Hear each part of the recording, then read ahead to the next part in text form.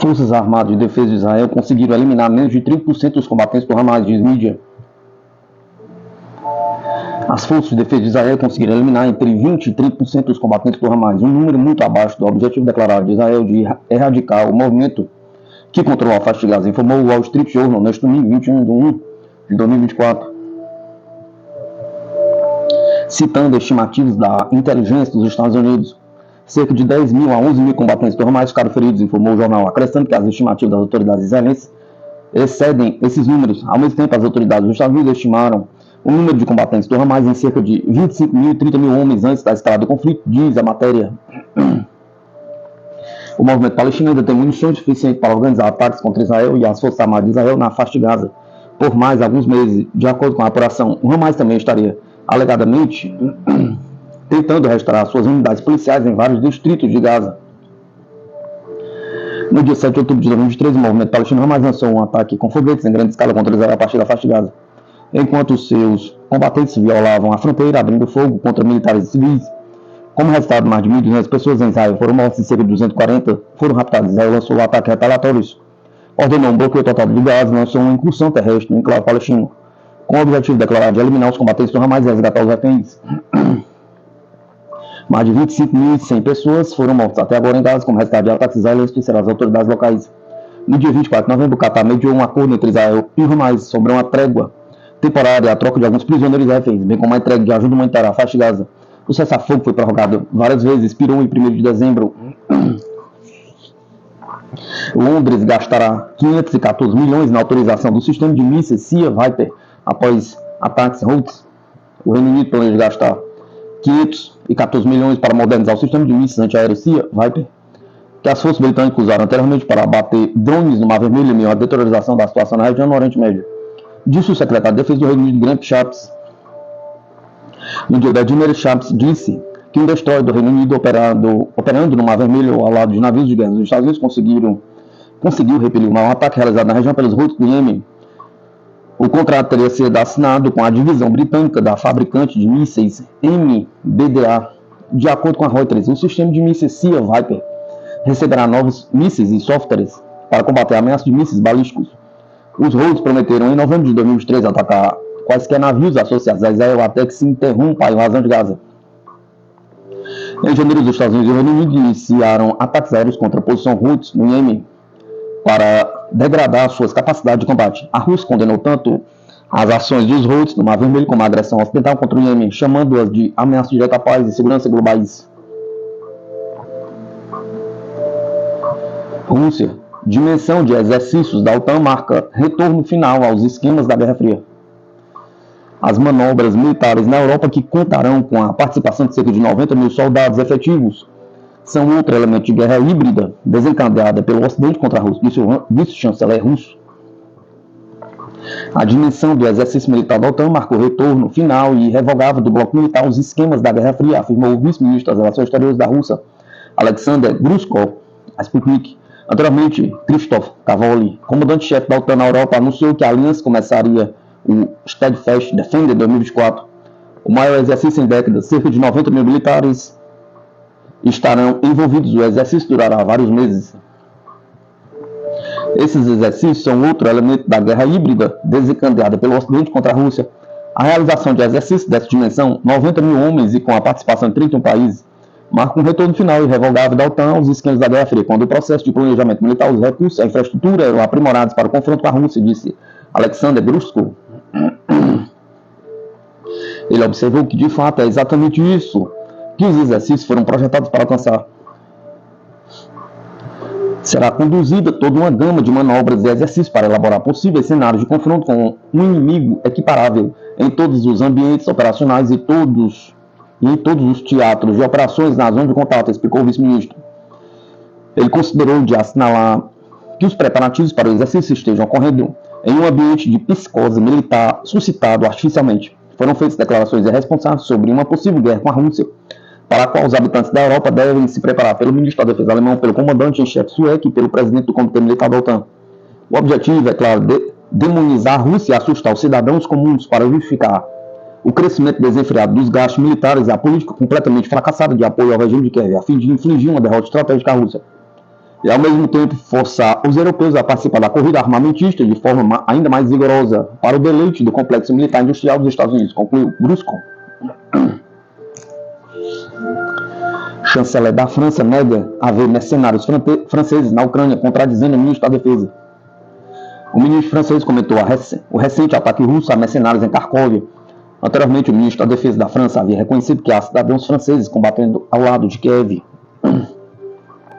O ministro da Europa e das Relações Exteriores da França respondeu não em uma entrevista sobre os mercenários franceses terem estado envolvidos em combates na Ucrânia. Em uma entrevista publicada no sábado 20 de 1 de 2024, no jornal francês Le Parisien, o ministro Stéphane Séjourné acrescentou que a recente convocação de Pierre Levy, embaixador francês na Rússia, por ocasião da destruição de um quartel mercenário temporário na cidade ucraniana de Kharkov, foi uma forma de pressionar periodicamente os países europeus. Por outro lado, o ministro francês da Defesa, Sébastien Lecornu, admitiu na sexta-feira que há civis que foram para lutar com o uniforme ucraniano, embora tenha sublinhado que eles não têm nenhuma ligação com as instituições militares francesas e que não podem fazer nada para evitar isso. Não podemos proibi-los, ainda somos uma democracia, continuou ele. Recentemente, o Ministério das Relações Exteriores da Rússia atribuiu as mortes dos combatentes franceses em Kharkov às autoridades francesas, que favorecem os mecanismos de contratação e envio de mercenários. Em junho de 2023, o canal francês RTL informou que aproximadamente 100 cidadãos franceses estavam participando dos combates da Ucrânia e ao lado de Kiev. Engenheiros militares russos ajudaram a reverter a contraofensiva ucraniana, diz analista. Nos diferentes ramos das Forças Armadas Russas, os engenheiros militares assumiram a liderança na incorporação de equipamento militar robótico em suas operações, disse a Sputnik, o coronel aposentado e analista militar veterano Viktor Litovkin. No dia 21 de janeiro, os militares russos comemoraram o Dia das Tropas de Engenharia, um dos ramos mais antigos das Forças Armadas do país. Naquele dia de 1701, o czar Pedro o Grande assinou um decreto em Moscou estabelecendo uma escola para o treinamento de oficiais de artilharia e engenheiros militares. As tropas de engenharia russas, que incluem unidade de sapadores, são encarregadas, entre outras missões, de proteger os soldados no campo de batalha, nos seus deslocamentos na retaguarda, diz o coronel Viktor Litovkin. Ele acrescentou que outra tarefa é ajudar os soldados no lançamento de ofensivas, abrindo caminho para as tropas através de rios, florestas, escombros e assim por diante. As tropas de engenharia são atualmente as mais bem equipadas tecnologicamente entre as forças russas. A quantidade de equipamento militar por pessoa nessas tropas ultrapassa a das unidades de tanques ou de artilharia, observou Litovkin. Ele acrescentou que todo sapador russo é obrigado a saber operar este equipamento, que inclui máquinas de abertura de valas. Nesse contexto, o analista sublinhou que o trabalho das tropas de engenharia russas contribuiu significativamente para o fracasso da contraofensiva na Ucrânia no ano passado. Os formidáveis campos minados colocados pelos engenheiros de combate russos provaram ser imunes ao moderno equipamento militar ucraniano fornecido pelo Ocidente, incluindo os tanques Leopard 2 e os veículos blindados Humvee, afirmou Litovkin. Ele enfatizou que a operação militar especial russa em curso está ajudando as forças de engenharia do país a melhorar suas competências nas missões de combate na Ucrânia. Eu vou dizer algo cínico e paradoxal agora. Todas as hostilidades são o motor do progresso, levando à criação de novos tipos de forças armadas e de novos meios de defesa e de ataque. A este respeito, as tropas de engenharia não são diferentes de outros ramos das forças armadas. No decurso da operação militar especial, os engenheiros de combate russos praticam tanto as técnicas que conheciam como as que começaram a aperfeiçoar na zona de operações especiais, partilhou Litovkin. Ele lembrou que o exército ucraniano estava equipado com vários tipos de minas e sistema de remoção de minas, fornecido pelos exércitos mais poderosos do mundo, os Estados Unidos, Reino Unido, França, Alemanha e Itália. Isto colocou novas e difíceis tarefas às nossas tropas de engenharia, que estão sendo resolvidas com sucesso, sublinhou o analista. Litovkin expressou otimismo em relação ao futuro do que ele diz serem as tropas de engenharia únicas de seu país, afirmando que seu trabalho seria baseado em novos princípios físicos. Discutindo o equipamento militar utilizado pelos engenheiros militares russos, ele destacou especificamente o sistema de desminagem controlado remotamente Uran-9 e o complexo de remoção de minas UR-77, também conhecido como Zimei Gorinish, um dragão de fogo de 3 cabeças mencionado no folclore russo. Imagine um cabo grosso como uma mangueira de incêndio que é lançada, se desenrola e depois explode a uma distância de até 80 metros. É por isso que é chamado de Zimei Gorinish, porque voa como um dragão de fogo, atravessando qualquer campo minado com 20 metros de largura e abrindo caminho para equipamentos militares, como um tanque ou um veículo de combate de enfiaria. Existem também máquinas especiais de remoção de obstáculos que podem lidar com qualquer tipo de obstáculos, árvores, pedras, etc., explicou Litovkin. Além disso, o especialista mencionou as chamadas minas inteligentes, que explicou serem projetadas para se autodestruir ou se autodesativar, dependendo dos planos do engenheiro. Segundo Litovkin, os engenheiros militares russos também possuem detectores de minas avançados, capazes de detectar uma mina a uma profundidade de 1,5 metro a 2 metros, ou ainda à distância. Litovkin concluiu lembrando que os engenheiros militares russos foram os primeiros a utilizar robôs de combate. Quase 2 anos depois, Estados Unidos e Ucrânia completam primeira auditoria de armas fornecidas. O Ministério da Defesa da Ucrânia anunciou a realização da primeira auditoria às remessas de armas fornecidas por Washington, em meio aos problemas relatados com tais entregas. Auditores americanos e ucranianos inspecionaram um lote de armas entregues à Ucrânia, anunciou no sábado 20 de 1 de 2024 o Ministério da Defesa ucraniano. Representantes da Ucrânia e dos Estados Unidos realizaram a primeira auditoria conjunta de armas fornecidas por parceiros americanos, disse o Ministério ucraniano. Trata-se da primeira ação desse tipo desde que Washington começou a fornecer armas a Kiev. Ela ocorreu dias depois que foi revelado que o escritório do inspetor-geral do Departamento de Defesa dos Estados Unidos concluiu em um relatório de auditoria que o Pentágono não conseguiu rastrear adequadamente 1 bilhão em armas enviadas para a Ucrânia. O auditor militar disse que ainda não estava claro se alguma das armas haviam sido roubadas ou desviadas. Os republicanos no Congresso têm pressionado o presidente Joe Biden a melhorar a supervisão das armas que sua administração tem enviado a Kiev desde fevereiro de 2022, enquanto a Casa Branca procura que o Congresso aprove mais fundos para a Ucrânia, que já se esgotaram. Roma cessou o fornecimento de armas a Israel após o começo da guerra em Gaza, diz o Ministério das Relações Exteriores da Itália. O também vice-primeiro-ministro italiano falou sobre a política do país em meio ao conflito, que começou há mais de 3 meses. A Itália interrompeu o fornecimento de armas a Israel após a escalada do conflito entre Israel e o movimento palestino Hamas, disse o vice-primeiro-ministro e ministro das Relações Exteriores da Itália. Antonio Tajani comentou as declarações de Eli Schlein, líder do Partido Democrático da oposição italiana, que anteriormente pediu ao governo que interrompesse o fornecimento de armas para o Oriente Médio, especialmente para Israel, para não alimentar os conflitos em andamento no país. A Itália deixou de enviar qualquer tipo de armas para Israel desde o início da guerra de Gaza. Está tudo bloqueado. O período em que mais armas foram enviadas a Israel foi durante o mandato do ex-primeiro-ministro italiano Giuseppe Conte. Mas, com o início das hostilidades, suspendemos todas as entregas de sistemas de armas e equipamentos militares de qualquer tipo, disse Tajani. Em uma entrevista divulgada no sábado 21 de 2024, o jornal italiano Quotidiano Nazionale, a ofensiva israelense vai no 4º mês, com mais de 26 mil mortos dos dois lados, sendo a esmagadora maioria do lado de Gaza, 70% deles mulheres e crianças, havendo mais de 60 mil feridos.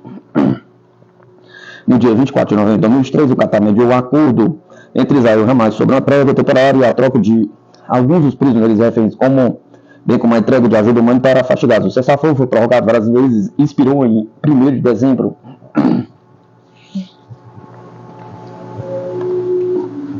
Não podemos esperar mais 100 dias. Emirados Árabes pedem aos Estados Unidos apoio ao cessar-fogo em Gaza. A embaixadora dos Emirados Árabes Unidos nas Nações Unidas, Lana Nussenden, destacou em uma entrevista divulgada pela agência Bloomberg neste sábado, 20 de 1 de 2024, que um cessar-fogo humanitário é totalmente necessário. Precisamos de um cessar-fogo humanitário agora, não podemos esperar mais 100 dias, afirmou a alta funcionária diplomática durante uma palestra na sede da Organização Mundial em Nova York. Nussenden, que em novembro apelou aos membros do Conselho de Segurança das Nações Unidas para chegar a um acordo e encerrar a matança de civis e crianças, alertou que o risco de um conflito regional ainda maior aumenta diariamente à medida que a ofensiva de Israel no território palestino continua. Os riscos são elevados. A guerra em Gaza é claramente uma ferida aberta e está desestabilizando a região, disse a representante dos Emirados, acrescentando que os Estados Unidos podem desempenhar um papel crítico no alívio das tensões. Mídia. A União Europeia diz que Israel terá consequências caso rejeite plano de resolução da guerra em Gaza. Caso Israel se recuse a participar do plano de resolução para o conflito contra o Hamas na faixa de Gaza, a União Europeia diz que o país sofrerá consequências. O documento foi divulgado neste domingo, 21 de junho de 2024, pelo jornal Financial Times. Até o momento, o conflito, que dura mais de 100 dias, já deixou mais de 25 mil palestinos mortos. O documento europeu sugere que os países do bloco devem expor as consequências que, na opinião deles, resultarão da participação ou não do plano de paz proposto, que inclui a criação de um Estado para a Palestina e o reconhecimento soberano mútuo. O último encontro dos ministros das Relações Exteriores das Nações da União Europeia destacou a crescente preocupação dos aliados ocidentais de Israel com a posição de manter os bombardeios diários na faixa de Gaza. Além disso, há um temor da escalada do conflito no Oriente Médio diante de ataques israelenses em países como o Líbano e a Síria. Uma das principais medidas da União Europeia é defender no futuro uma solução para a região com a efetivação do Estado da Palestina em Gaza e na Cisjordânia, que tem gerado críticas do bloco a recusa de Israel em relação à questão. O Serviço Europeu de Ação Externa já teria elaborado uma versão preliminar de um documento com um plano de 10 pontos para buscar uma solução confiável e abrangente para o conflito palestino-israelense. O material traz medidas que eventualmente poderiam levar a paz e a criação de um Estado palestino independente, além da normalização das relações entre Israel e o mundo árabe. O conflito já provocou mais de 25 mil mortes em 7 de outubro. Israel foi alvo de um ataque de foguete sem precedentes da faixa de Gaza, em uma operação anunciada pelo braço militar do movimento Hamas. Após... Deixa eu te contar uma coisa. Eu achei uma luz. Não tem grupo. Em 7 de outubro, Israel foi alvo de um ataque de foguete sem precedentes da faixa de Gaza, em uma operação anunciada pelo braço militar do movimento Hamas. Após isso, os combatentes da organização entraram nas regiões fronteiriças do sul de Israel, atirando em militares e civis. Fizeram quase 240 reféns. No total, segundo os dados oficiais israelenses, mais de 1.100 pessoas morreram em Israel, incluindo civis, soldados estrangeiros e trabalhadores. Em resposta, as forças de defesa de Israel iniciaram a guerra contra o Hamas em Gaza, onde, em pouco mais de 100 dias, mais de 25 mil palestinos já morreram. Além disso, Israel impôs um bloqueio total da Gaza, interrompendo o fornecimento de água, alimentos, eletricidade, medicamentos e combustíveis. O conflito entre Israel e Palestina, relacionado a interesses territoriais, é fonte de tensão e confrontos na região há décadas. A decisão da ONU, em 1947, determinou a criação de 2 estados, mas apenas o Estado israelense foi estabelecido.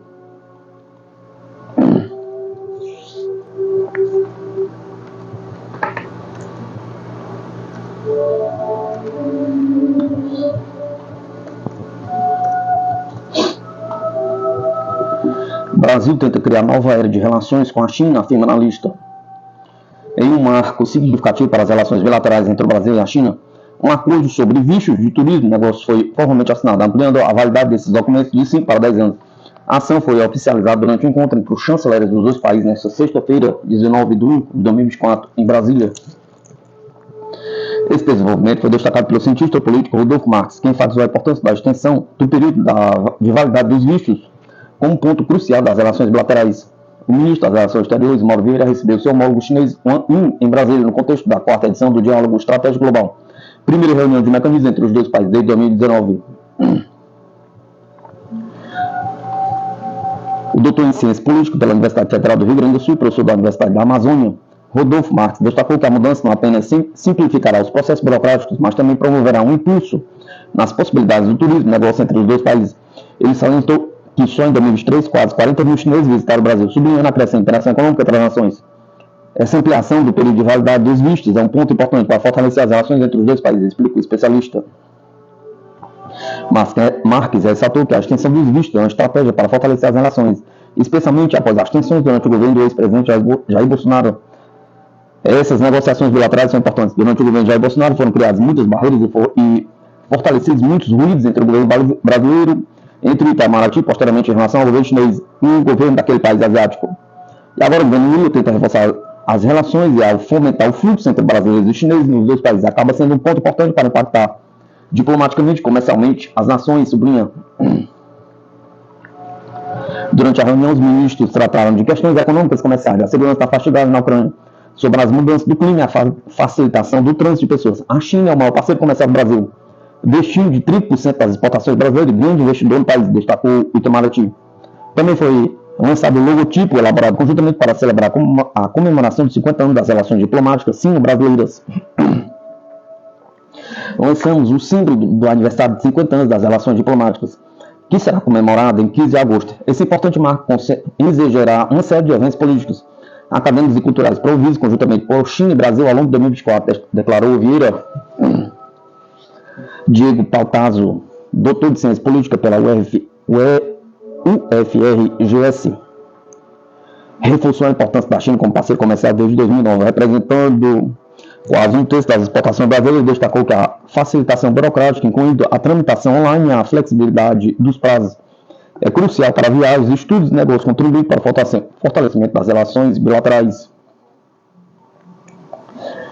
seja para viagens, seja para estudos, seja para negócios, seja para a tramitação desburocratizada online, sem precisar recorrer aos grandes centros. Tudo isso são facilitadores, assim como a maior flexibilidade dos prazos, tendo em vista que o potencial das relações do Brasil com a China é de aumento reverbera. Ele sinalizou ainda que, com a flexibilidade proporcionada pelos vistos estendidos, espera-se que cidadãos de ambos os países possam participar mais ativamente de eventos, negócios e intercâmbios, consolidando ainda mais os laços brasileiros. O analista Rodolfo Marques concluiu que, embora distante geograficamente, o Brasil retoma uma nova era de boa vizinhança, de boas relações entre os dois países. O Brasil tenta restaurar esta nova etapa, criar uma nova era de relações entre os dois países. Relações essas que ficaram muito danificadas durante o governo Bolsonaro até aqui no Brasil, finalizando. Marcela Franzoni, professora de Relações Internacionais e pesquisadora, destaca a relevância econômica como serve para o governo brasileiro no acordo com a China. Ela ressalta a tentativa de ampliar relações após um período conflitivo, citando a visita calorosa de Lula à China no ano passado. Franzoni destaca que a China é a maior parceria comercial do Brasil, líder em investimentos estrangeiros e fundamental para o superávit do comércio exterior. Dentre as áreas prioritárias, a gente pode destacar a questão do comércio da agricultura, da questão agrícola, mineração e inovação, principalmente no setor aeroespacial, que é uma temática importante, que já tem uma cooperação histórica com a China, mas também do ponto de vista dos carros elétricos, que estão chegando bastante forte aqui no Brasil, com investimento chinês, detalha. Além dos aspectos econômicos, Franzoni ressalta a importância do apoio chinês nas reformas institucionais multilaterais, incluindo a histórica demanda brasileira pela reforma do Conselho de Segurança da ONU. O Brasil buscou suporte chinês em temas como cooperação para o desenvolvimento, combate à pobreza, desigualdade e questões ambientais, visando ocupar espaço na presença dos G20, contando com o respaldo chinês para as demandas políticas brasileiras. O grande desafio para o Brasil dentro desse cenário é aproveitar as relações com a China de um ponto de vista em que a gente consiga diversificar as relações dentro da questão econômica, ou seja, nossa pauta para a China ainda é uma pauta muito primarizada, voltado para produtos de baixa intensidade tecnológica, ou mesmo produtos vinculados à agropecuária, sugere. Após um encontro com o chanceler Mauro Vieira, ministro chinês das Relações Exteriores, Wang Yi, se encontrou com o presidente brasileiro Luiz Inácio Lula da Silva em uma base da Força Aérea Brasileira em Fortaleza, no Ceará. A reunião foi às portas fechadas e não foram divulgados detalhes sobre a conversa entre os dois. Encerrada a visita de 2 dias ao Brasil, Wang Yi se dirige agora para a Jamaica, no Caribe.